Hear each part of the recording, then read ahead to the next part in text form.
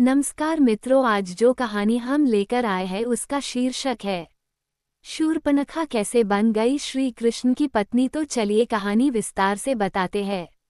रामायण का पात्र शूर्पणखा एक राक्षसी और लंकाराज रावण की बहन थी। लेकिन एक कथा के अनुसार द्वापर युग में उसे विष्णुरूप राम के ही दूसरे अवतार कृष्ण की पत्नी बनने का सौभाग्य प्राप्त हुआ। आखिर ऐसा कैसे हुआ? कैसे एक राक्षसी भगवान को पा सकती है? रामायण में वर्णित कथा के अनुसार शूर्पणखा ही रामायण युद्ध की सूत्रधार थी।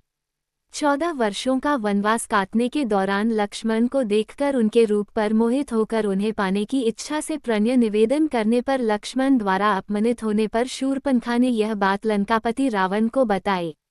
उसी के पश्चात रावण ने सीता के अपहरण की योजना बनाई थी। कहते हैं शूर्पणखा ने रावण से बदला लेने के लिए ऐसा किया था। लेकिन राक्षसी शूर्पणखा वास्तव में इंद्र के दरबार की एक अप्सरा थी, जिसे एक ऋषि के शाप से राक्षसी के रूप में शूर्पणखा बनकर जन्म लेना पड़ा था। कथाओं के अनुसार शूर्पणखा के रूप में जन्म लेने से पूर्व वह इंद्र के दरबार में नयनतारा नाम की एक अप्सरा थी। एक बार नृत्य करते हुए जब वह आंखों की भंगिमाएं दे रही थी, तभी इंद्र उस पर मोहित हो गए और उसे अपनी प्रेयसी बना लिया। इंद्र को पता था कि नयनतारा की आंखों के आकर्षण से कोई नहीं बच सकता।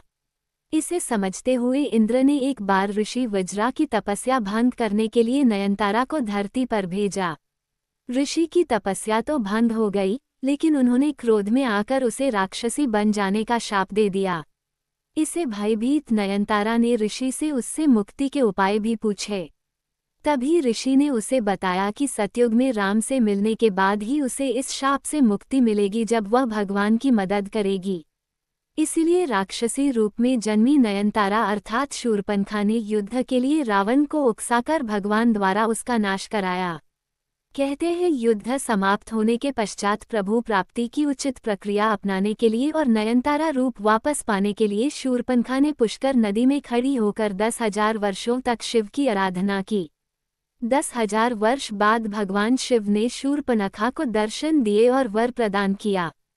वर के अनुसार 28वें द्वापर युग में जब श्रीराम ने कृष्णावतार लिया, तब उन्होंने कुब्जा के रूप में शूर्पणखा से विवाह किया और उसके कुबड़ को भी ठीक किया।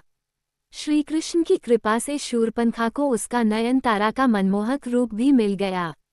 कहानी अच्छी लगी तो चैनल को सब्सक्राइब जरूर कीजिएगा। धन्यवाद।